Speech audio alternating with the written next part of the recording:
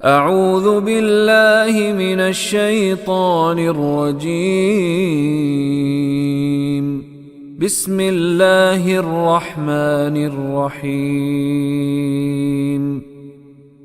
وآتوا النساء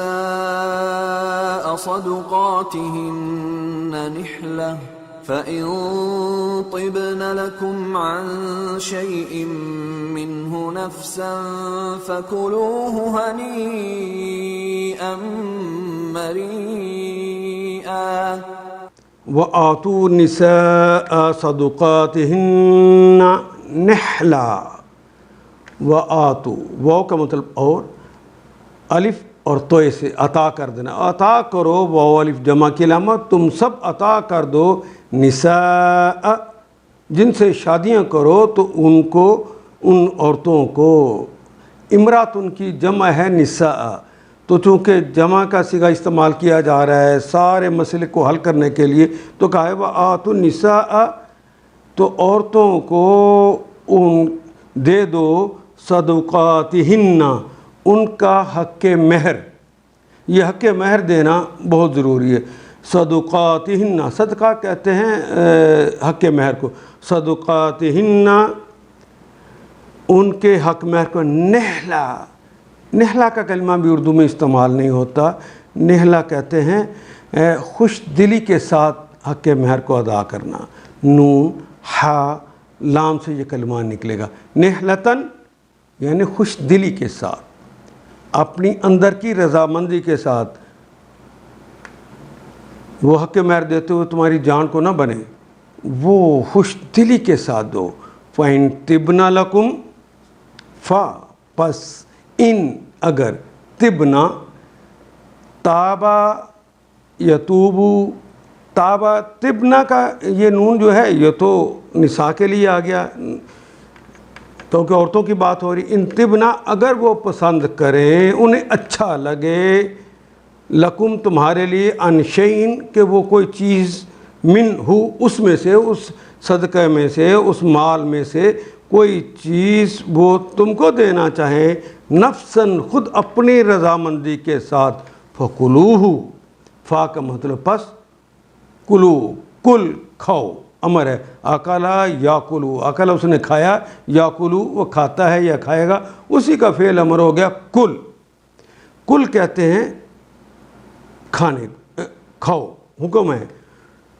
وہ الف آنا چاہیے تھا کہ سارے کھاؤ، لیکن ہو کی وجہ سے وہ جو الف ہے وہ حذف ہو گیا، واو الف واو نون یا نون، یا مثنیٰ کا یا نون اور الف نون کا نون یہ حذف ہو جاتے ہیں جب کوئی ضمیر اس کے بعد آ جائے، ہو ہا ہما ہم ہن، کا کی کما کم کننا، نام متکلم کے لیے یا جمع مفرد متکلم کے لیے یا چھوٹی، یہ ساتھ لگ جائیں تو آٹومیٹیکلی وہ دوسرا حرف حذف ہو جاتا ہے۔ فَكُلُوا ہنیئن، ہنیئن یہ ہا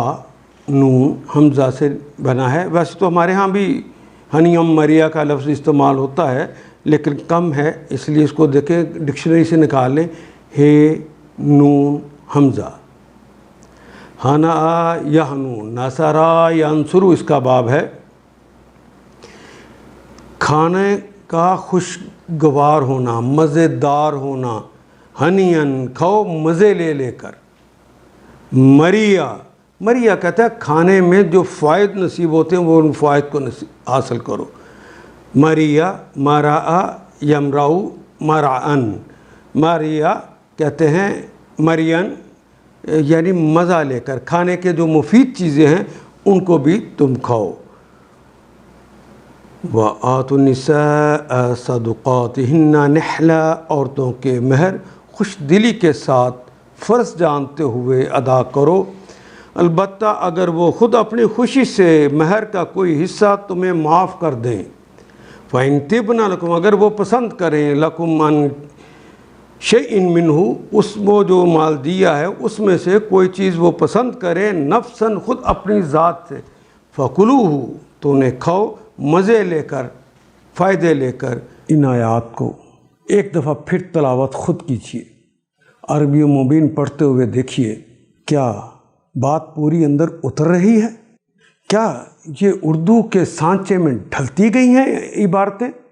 اگر بات سمجھ آنی شروع ہوگی تو الحمدللہ یہی ہمارا ہدف ہے، اور یہ ہدف پورا ہو گیا۔